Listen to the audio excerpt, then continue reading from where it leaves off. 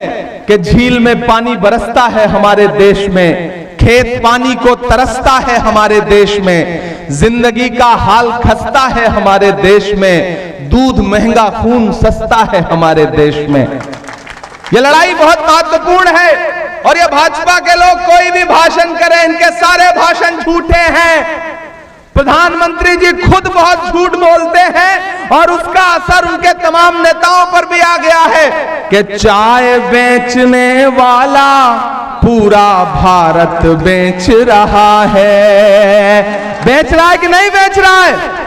बेच रहा है कि नहीं बेच रहा है? सही कह रहा हूं ना मैं? सही कह रहा हूं तो आए हुए हैं बिहार में, आपकी तोलियां तालियों का शोर उनके कानों तक भी जाना चाहिए कि चाय बेचने वाला पूरा भारत बेच रहा है, इसी काम में हासिल उसे महारत बेच रहा है कि रेल बिक गई, तेल बिक गया, बिका हवाई अड्डा।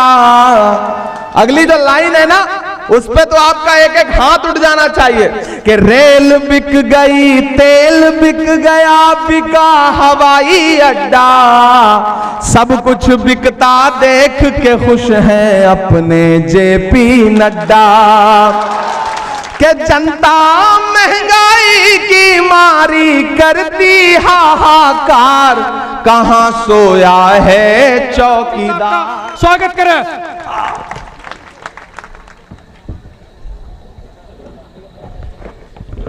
थोड़ा सा ऐसे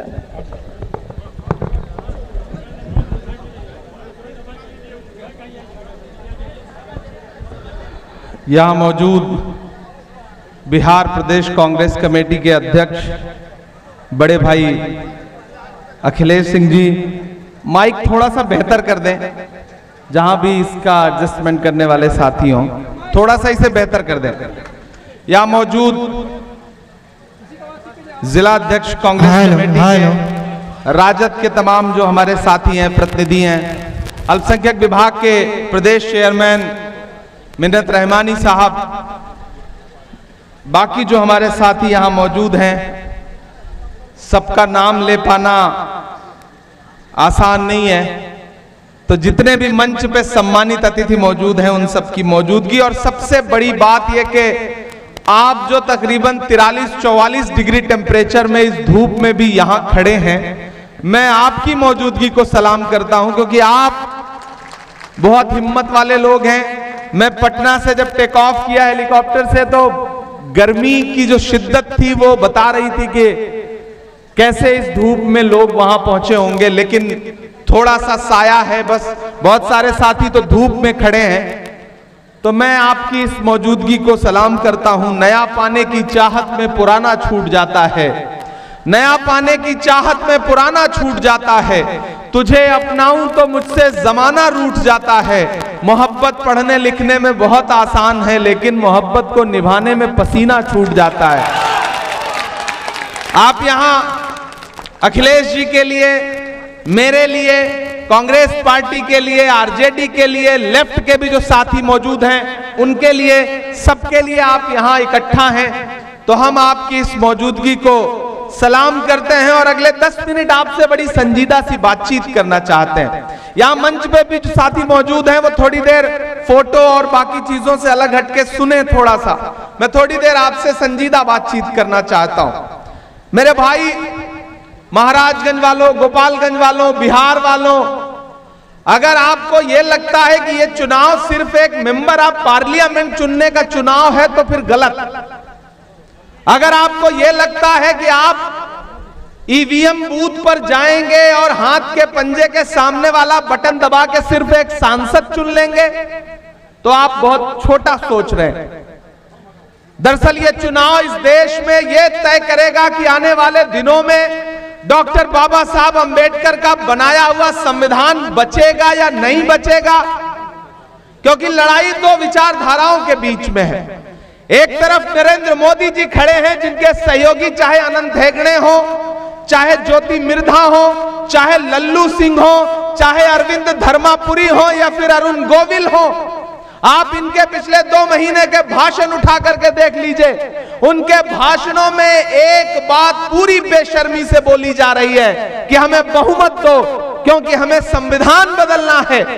नरेंद्र मोदी जी और उनके सहयोगी कह रहे हैं कि हमें बहुमत दो, हमें संविधान बदलना है, और एक तरफ राहुल गांधी और इंडिया गठबंधन खड़ा है जो ये कह रहा है कि हम अपनी आखिरी सांस तक भारत के संविधान पर आंच नहीं आने देंगे, नहीं आने देंगे, नहीं आने देंगे। ये लड़ाई 2 विचारधाराओं के बीच में है। ऐसे में आपको तय करना है कि आपको नरेंद्र मोदी की सरकार बचानी है या डॉक्टर बाबा साहब अंबेडकर का संविधान बचाना है। वो संविधान जिसमें महात्मा गांधी के सपने हैं, वो संविधान जिसमें पंडित जवाहरलाल नेहरू के उसूल हैं, वो संविधान जिसमें मौलाना आजाद के ख्वाबों की ताबीर है, वो संविधान जिसे बाबा साहब अंबेडकर ने अपने खून पसीने से लिखा। भाजपा उस संविधान को बदलना चाहती है। संविधान बदल गया तो आरक्षण नहीं रहेगा, आरक्षण नहीं बचेगा तो आपका अधिकार नहीं बचेगा।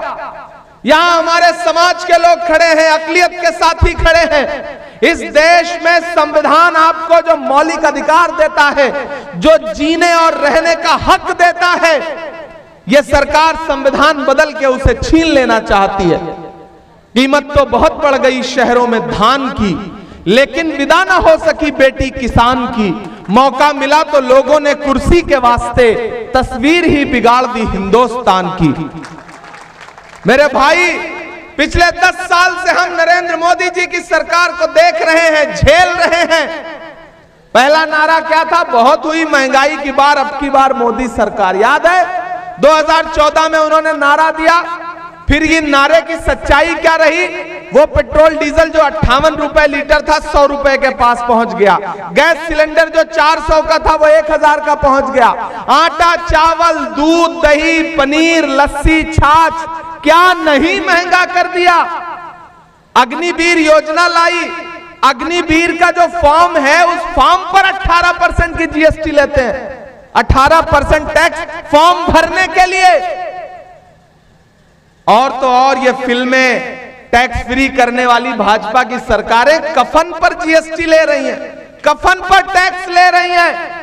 ऐसे में मैं यहां खड़ा होकर के अखिलेश जी हमारे बड़े भाई की हैसियत से राज्यसभा में हम दोनों लोग साथ होकर के आपके मुद्दों पर लड़ाई लड़ते हैं। एक तरफ 7 फीट 8 फीट की दूरी पर नरेंद्र मोदी जी बैठते हैं और इस तरफ हम लोग बैठते हैं, लेकिन हम आपको विश्वास दिला रहे हैं, हमने देखा है वहां अखिलेश जी को कि बिना डरे हुए इस देश के हाकिम के आंख से आंख मिलाकर के इन्होंने किसी भी मुद्दे पर चुप्पी नहीं साधी, बल्कि लगातार बोलते रहे।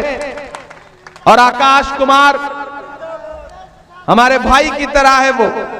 मैं आकाश के लिए आपके सामने दामन फैला करके वोट की अपील करने आया हूं और आपसे यह कहना चाहता हूं, और खास तौर से अपने समाज के लोगों से यह बात कहना चाहता हूं कि इस बार लड़ाई बहुत बड़ी है, और जब लड़ाई बड़ी हो तो छोटी छोटी चीजें नजरअंदाज की जाती हैं। जब मकसद बड़ा हो तो छोटी छोटी चीजें किनारे रख दी जाती हैं। जब ख्वाब बड़े होते हैं तो नींदें कुर्बान करनी पड़ती हैं। इस बार मकसद है भारत के संविधान को बचाना, भारत के लोकतंत्र को बचाना। एक तरफ राहुल गांधी खड़े हैं जिन्होंने अपना प्रतिनिधि बना करके आकाश कुमार सिंह को यहां से प्रत्याशी बनाया है। वो आदमी आपके लिए लड़ाई लड़ रहा है।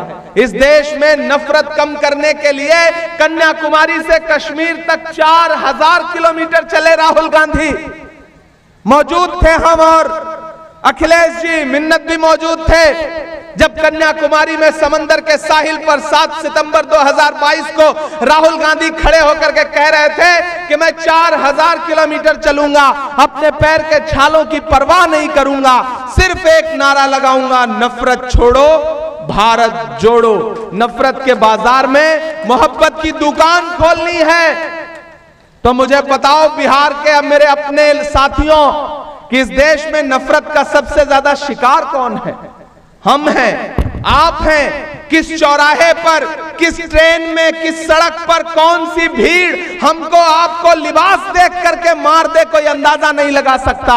ऐसे में अगर इस मुल्क से नफरत कम होगी, मोहब्बत फैलेगी, तो सबसे ज्यादा सुकून किसको मिलेगा? हमको मिलेगा, आपको मिलेगा।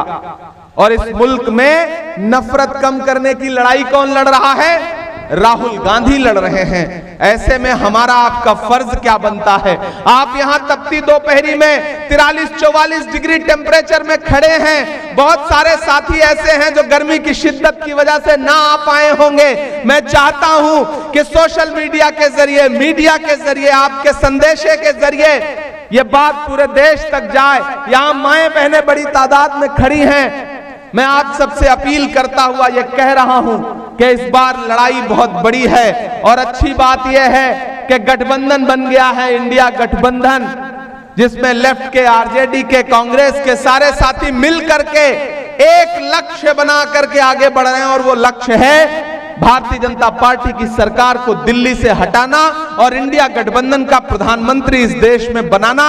ये मकसद लेकर के हम सारे लोग चल रहे हैं। और आपको पूरी जिम्मेदारी से बता रहा हूं, मैं कांग्रेस पार्टी का स्टार प्रचारक हूं। अब तक केरल हो, उत्तराखंड हो, उत्तर प्रदेश हो, महाराष्ट्र हो, आंध्र प्रदेश हो, केरल हो, जम्मू कश्मीर हो, राजस्थान हो, बंगाल हो, बिहार हो, देश के लगभग सारे राज्यों में चुनाव प्रचार करता हुआ यहां पहुंचा हूं। ये टीवी चैनल वाले कुछ भी दिखाएं, इनके झांसे में मत आना। इस समय पूरे देश में बस एक नारा चल रहा है कि दक्षिण भारत में भाजपा साफ, उत्तर भारत में भाजपा हाफ। और बिहार से जो खबरें आ रही हैं वो तो और शानदार हैं। बिहार से भी यही खबर आ रही है कि बिहार में भी भाजपा गठबंधन साफ। और उत्तर प्रदेश जो उनकी सबसे बड़ी प्रयोगशाला है, मैं उत्तर प्रदेश से आया हूं। उत्तर प्रदेश में भी पैर के नीचे से जमीन सरक गई है। महाराष्ट्र से राज्यसभा का सांसद हूं। महाराष्ट्र में तो स्थिति यह हो गई है कि प्रधानमंत्री जी ने कोई मूर्ति आज तक नहीं छोड़ी होगी जहां जाकर के उन्होंने माल्यार्पण न कर दिया हो कि कुछ वोट मिल जाए। इसलिए मैं आपसे कहना चाहता हूं कि पिछले 5 दिन में प्रधानमंत्री का भाषण उठा के सुनिए आपको समझ में आ जाएगा कि ना तो बातों में वो जोश है, ना चेहरे पर वो तेज है, ना बॉडी लैंग्वेज पुरानी वाली है, क्योंकि पैर के नीचे से जमीन सरक गई है। उनका इंटरनल सर्वे है कि वो चुनाव हार रहे हैं। ऐसे में मेरे भाई, मैं जानता हूं कि 4 जून को जब रिजल्ट आएगा और दिल्ली में इंडिया गठबंधन की सरकार बनेगी, तो महाराजगंज लोकसभा क्षेत्र के जो साथी हैं, मैं चाहता हूं कि आपका प्रतिनिधित्व करने के लिए आकाश कुमार सिंह जैसा एक युवा साथी जो है वो पार्लियामेंट पहुंचेगा, तो हमारा प्रधानमंत्री बनना और आसान हो जाएगा। सरकार बनने जा रही है और इस सरकार बनने में अपनी भागीदारी जताइए। इसलिए मैं आपके बीच में अपील करने आया हूं। आपसे मेरा एक बड़ा जज्बाती रिश्ता है। इस इलाके से, इस एतराफ से मेरा बड़ा जज्बाती रिश्ता है। भले ही आपसे मुलाकातें कम होती हों, लेकिन एक गायबाना तारुफ है आप सारे लोगों से। तो मैं आपसे ये कहना चाहता हूं कि अगर आप किसी बहकावे में, किसी झांसे में, किसी मुगालते में आकर के वोट देने नहीं निकलते हैं या कहीं और देते हैं, तो सीधा फायदा भाजपा को होगा। इसलिए मेरी आपसे अपील है कि झील में पानी बरसता है हमारे देश में, खेत पानी को तरसता है हमारे देश में, जिंदगी का हाल खस्ता है हमारे देश में, दूध महंगा खून सस्ता है हमारे देश में। यह लड़ाई बहुत महत्वपूर्ण है। और ये भाजपा के लोग कोई भी भाषण करें, इनके सारे भाषण झूठे हैं। प्रधानमंत्री जी खुद बहुत झूठ बोलते हैं और उसका असर उनके तमाम नेताओं पर भी आ गया है। एक दिन पार्लियामेंट में खड़े होकर प्रधानमंत्री जी बड़ा जोर जोर से लगे बोलने, बताओ कांग्रेस वालों तुमने 70 साल में क्या किया। मेरा दिल हुआ कि मैं उठ के बताना शुरू कर दूं, तब तक अखिलेश भाई पलटे, बोले इमरान मत बताना, जो बताओगे ये उसको भी बेच देंगे, इनका काम सिर्फ बेचने का है, मत बताना। तो 10 साल में सिर्फ बेचने के अलावा कुछ नहीं किया। मैंने सुना है आज प्रधानमंत्री जी आए हुए हैं और कांग्रेस से 70 साल का हिसाब मांग रहे हैं। मैं तो यहां खड़ा होकर कहता हूं, अरे जो सरकार अपना चलाया हुआ 2000 का नोट 7 साल नहीं चला सकी, वो हमसे 70 साल का हिसाब मांगती है। जो सरकार अपना चलाया हुआ नोट नहीं चला पा रही है, वो देश क्या चलाएगी? किसी झांसे में मत आइए। कांग्रेस पार्टी क्या कह रही है उसका मैनिफेस्टो पढ़िए। मेरा सौभाग्य है, मेरी खुशनसीबी है कि मैं उस मैनिफेस्टो कमेटी का सबसे कम उम्र का सदस्य हूं। मैंने बनाया है उस मैनिफेस्टो को, इसलिए पूरी जिम्मेदारी से यहां कह रहा हूं। वो मैनिफेस्टो कह रहा है कि 4 जून को हमारी सरकार बनाइए और 15 अगस्त से पहले इस देश के 30 लाख बेरोजगार नौजवानों को एक साथ नौकरी देंगे। हम नरेंद्र मोदी जी की तरह झूठा वादा नहीं कर रहे हैं कि 2 करोड़ दे देंगे, 5 करोड़ दे देंगे। हम क्या कह रहे हैं? 30 लाख नौकरी एक झटके में अपने बेरोजगार युवाओं को।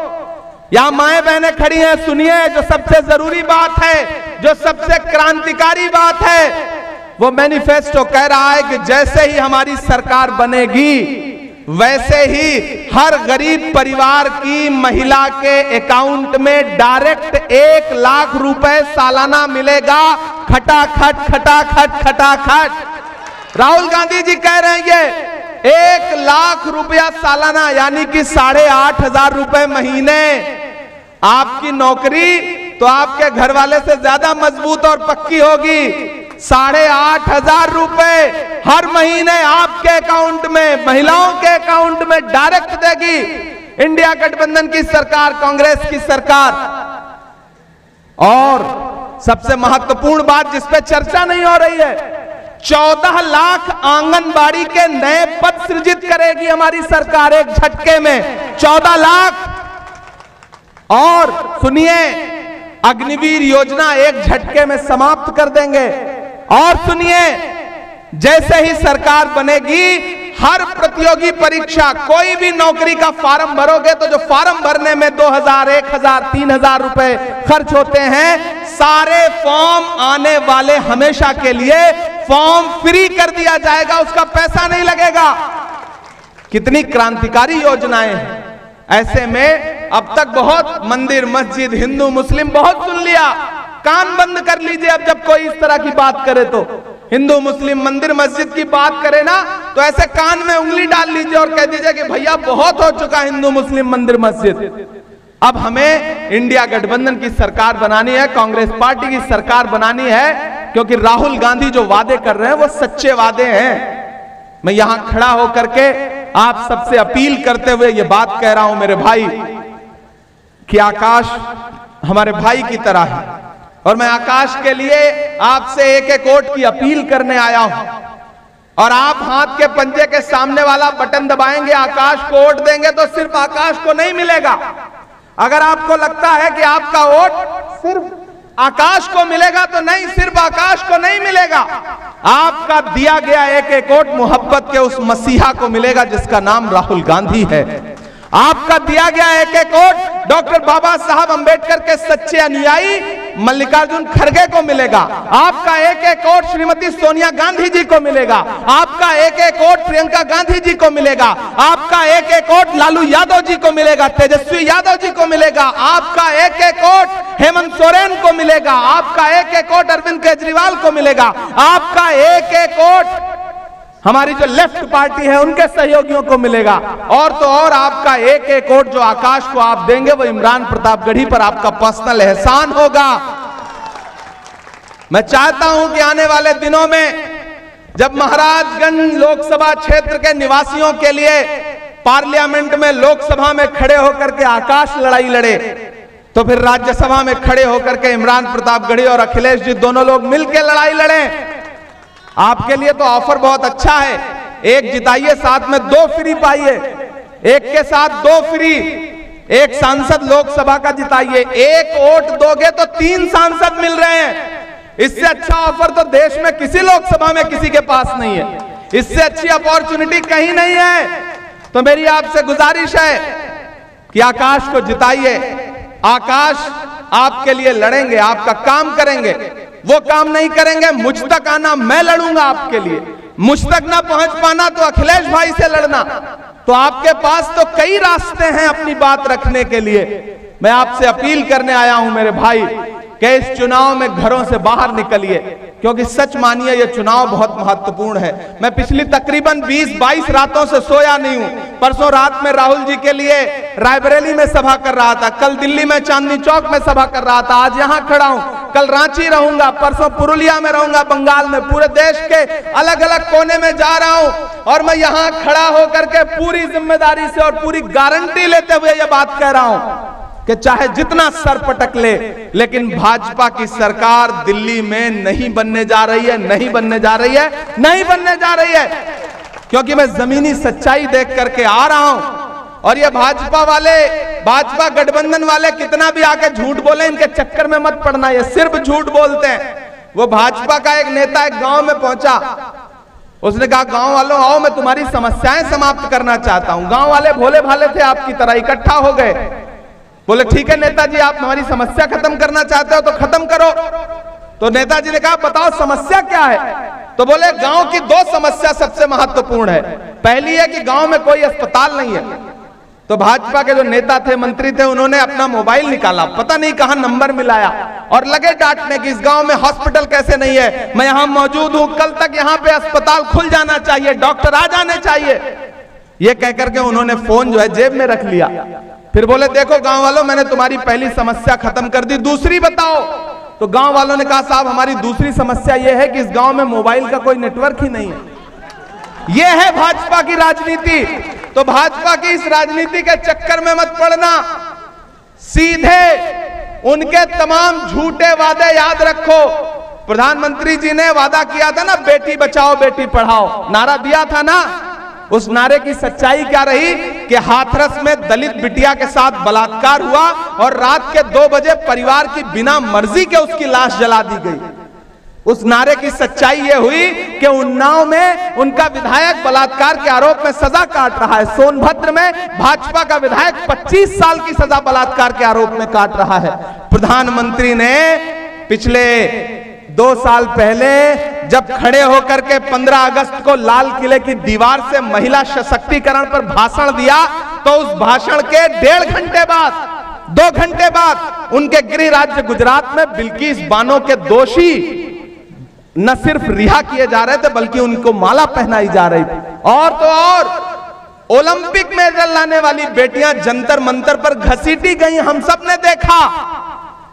और अभी एक नया निकल के आया है उनका सहयोगी प्रज्वल रेवन्ना, 2400 से ज्यादा महिलाओं से बलात्कार का आरोप है उसके ऊपर। उसके लिए प्रधानमंत्री जी कर्नाटक में वोट मांग रहे थे हाथ पकड़ के उसका। यह है इनके नारों की सच्चाई। इसलिए मेरे नौजवानों, बुजुर्गों, माओ, बहनों, मैं आपसे अपील कर रहा हूं, आप इस तपती दोपहरी में आए हैं, मैं भी पसीने पसीने होकर के खड़ा हूं। मेरा ख्याल है कि इस पूरे चुनावी सीजन की सबसे मुश्किल सभा में खड़ा हूं, क्योंकि इतनी गर्मी कहीं नहीं थी। अच्छा ये बिहार है, बिहार की अपनी गर्मी है, ये अच्छे अच्छों की गर्मी उतार देता है, इसका अलग फ्लेवर है। तो मुझे पूरा विश्वास है कि बिहार इस बार ये जो दिल्ली की गर्मी है ना, दिल्ली वालों की जो गर्मी है, सियासी गर्मी, उसको उतारने का काम करेगा। मैं तो 4 पंक्तियां पढ़ता हूं हमेशा बिहार को लेकर के कि नफरत के कारोबार को बदलेगा ये बिहार।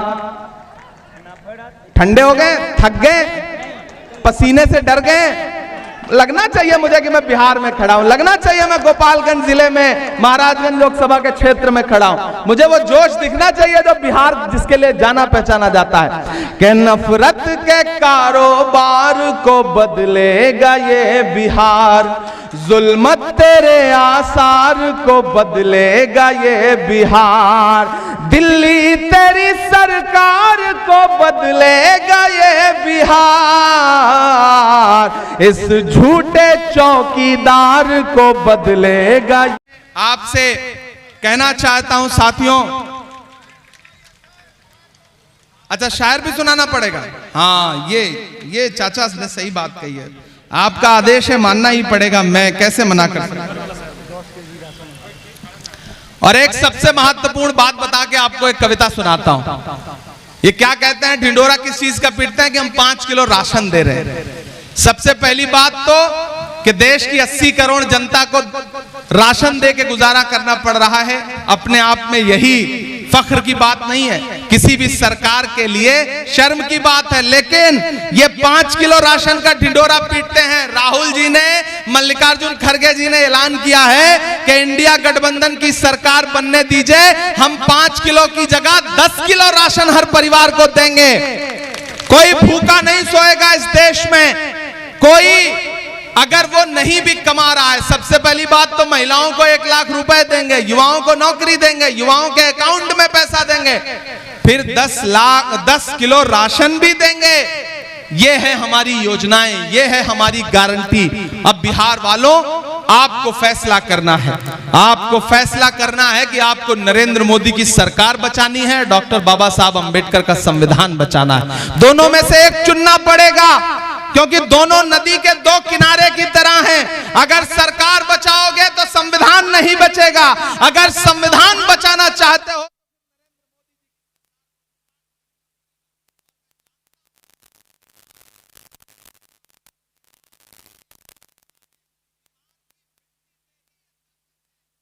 बिहार ही क्रांति की मशाल लेकर के आगे बढ़ेगा। मैं तो बिहार को लेके हमेशा 4 पंक्तियां कहता रहा हूं कि नफरत के कारोबार को बदलेगा ये बिहार। आप थके तो नहीं है? गर्मी का ज्यादा असर तो नहीं है? तो फिर मुझे लगना चाहिए कि मैं लहलादपुर के जिंदा दिल लोगों के बीच में खड़ा हूं कि नफरत के कारोबार को बदलेगा ये बिहार, जुल्मत तेरे आसार को बदलेगा ये बिहार, दिल्ली तेरी सरकार को बदलेगा ये बिहार।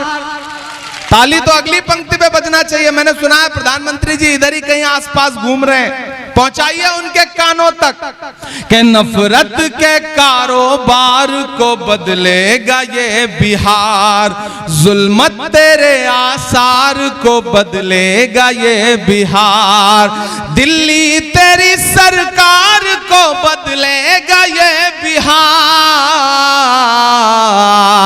इस झूठे चौकीदार को बदलेगा ये बिहार, इस झूठे चौकीदार को बदलेगा ये बिहार। मैं सिर्फ यहां खड़ा होकर नहीं पढ़ रहा हूं, अखिलेश जी गवाह हैं कि पार्लियामेंट में नरेंद्र मोदी जी बैठे होते हैं, तब भी मैं उनसे सवाल पूछता हूं। मैं उनसे पूछता हूं कि कहां सोया है चौकीदार। 2014 का भाषण याद है भाइयों बहनों? देश के खजाने की चाबी मुझे सौंप दो, मैं देश नहीं लुटने दूंगा। अब मैं उनसे सवाल पूछ रहा हूं कि कहां सोया है चौकीदार, कहां सोया है चौकीदार। तैयार रहना अगर सच्ची बात हो तो। कहां सोया है चौकीदार, कहां सोया है चौकीदार, विजय माल्या नाक के नीचे से हो गया फरार, कहां सोया है चौकीदार, कहां सोया है चौकीदार। गैस सिलेंडर की कीमत भी 1000 के पार, कहां सोया है चौकीदार, कहां सोया है चौकीदार। अब पंक्तियां सुनना कि चाय बेचने वाला पूरा भारत बेच रहा है, कि चाय बेचने वाला पूरा भारत बेच रहा है, इसी काम में हासिल उसे महारत बेच रहा है। रेल बिक गई, तेल बिक गया, बिका हवाई अड्डा। और अगली जो लाइन है उस पर कोई भी हाथ चुप नहीं रहना चाहिए कि रेल बिक गई, तेल बिक गया, बिका हवाई अड्डा, सब कुछ बिकता देख के खुश हैं अपने जेपी नड्डा। के जनता महंगाई की मारी करती हाहाकार, कहां सोया है चौकीदार, कहां सोया है चौकीदार। बहुत धन्यवाद। आपसे अंत में इतना कहता हूं कि आकाश कुमार सिंह को जिताइए, अपना एक एक वोट लेकर के बूथ पर जाइए, हाथ के पंजे के सामने वाला बटन दबाइए और यह सुनिश्चित करिए कि देश में इंडिया गठबंधन की सरकार बनने जा रही है। मैं चाहता हूं कि 4 जून के बाद जब शपथ ग्रहण समारोह और इंडिया गठबंधन का प्रधानमंत्री शपथ ले रहा हो तो एक तरफ आकाश खड़े हों और एक तरफ इमरान प्रतापगढ़ी खड़ा हो और उनके साथ अखिलेश बाबू खड़े हों, तो मुझे लगता है कि हम जिस भारत का सपना देख रहे हैं वो सपना जरूर पूरा होगा। इन्हीं बातों के साथ मैं अपनी वाणी को विराम देता हूं और आपका धन्यवाद अदा करता हूं और ये वादा करता हूं कि 4 जून के बाद, आकाश के जीतने के बाद एक बार आपका धन्यवाद अदा करने के लिए फिर लहलादपुर आऊंगा, ये आपसे वादा करता। विजय माल्या नाक के नीचे से हो गया फरार, कहां सोया है चौकीदार, कहां सोया है चौकीदार। गैस सिलेंडर की कीमत भी 1000 के पार, कहां सोया है चौकीदार, कहां सोया है चौकीदार। के चाय बेचने वाला पूरा भारत बेच रहा है। बेच रहा है कि नहीं बेच रहा है? बेच रहा है कि नहीं बेच रहा है? सही कह रहा हूं ना मैं? सही कह रहा हूं तो आए हुए हैं बिहार में, आपकी तोलियां तालियों का शोर उनके कानों तक भी जाना चाहिए कि चाय बेचने वाला पूरा भारत बेच रहा है। इसी काम में हासिल उसे महारत बेच रहा है। कि रेल बिक गई, तेल बिक गया, बिका हवाई अड्डा। अगली जो लाइन है ना उस पे तो आपका एक एक हाथ उठ जाना चाहिए कि रेल बिक गई, तेल बिक गया, बिका हवाई अड्डा। सब कुछ बिकता देख के खुश हैं अपने जेपी नड्डा। कि जनता महंगाई की मारी करती हाहाकार, कहां सोया है चौकीदार, कहां सोया है चौकीदार। अखिलेश भाई आइए 1 मिनट, जरा आपसे गले मिलने का मन कर रहा है। तो क्या मैं अखिलेश भाई को अभी से जीत की बधाई दे दूं? मैं ये चाहता हूं साथियों, मैं बहुत दूर से आपके बीच में आया हूं, आज मुझे किसी और कार्यक्रम में जाना था, लेकिन जब अखिलेश भाई ने मुझसे कहा तो मैं पूरी जिम्मेदारी से इस भाई का आदेश मानते हुए आपके बीच में आया हूं। मैं एक बात बहुत जिम्मेदारी से अखिलेश भाई के लिए कह रहा हूं। अखिलेश भाई को मैंने दिल्ली के गलियारों में बिहार के मुद्दों पर सरकार से भी लड़ते हुए देखा है और अपनी पार्टी के नेताओं से भी लड़ते हुए देखा है।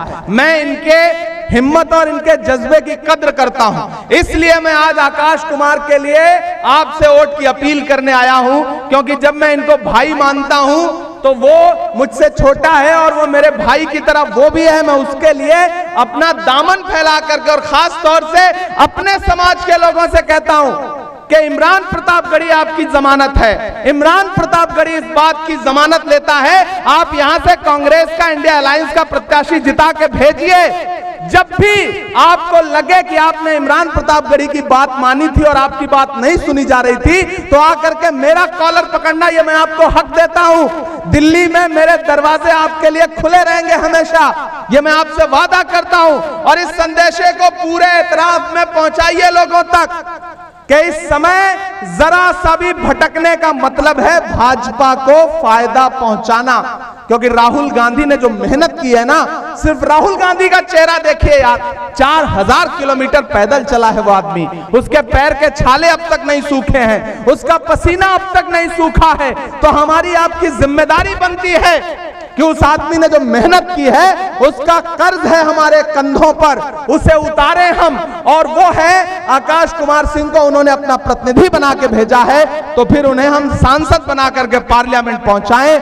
बहुत शुक्रिया अदा करता हूं। एक वादा आपसे करता हूं, 4 जून को रिजल्ट आएगा तो मेरी नजरें महाराजगंज लोकसभा पे होंगी और आपने आकाश को जिता करके पार्लियामेंट भेजा तो मेरा वादा है आपसे कि 4 जून के बाद एक बार फिर आऊंगा आपका शुक्रिया अदा करने के लिए, जीत का जश्न मनाने के लिए। मैं चाहता हूं एक एक हाथ उठा करके हमें विश्वास दिलाइए, हमें यकीन दिलाइए कि आप सारे लोग आकाश भाई के लिए खड़े हैं, अखिलेश जी के लिए खड़े हैं इस चुनाव में। आज से इस चुनाव को अखिलेश सिंह बन के लड़िए, इमरान प्रतापगढ़ी बन के लड़िए, राहुल गांधी बन के लड़िए। बहुत शुक्रिया, बहुत मोहब्बत।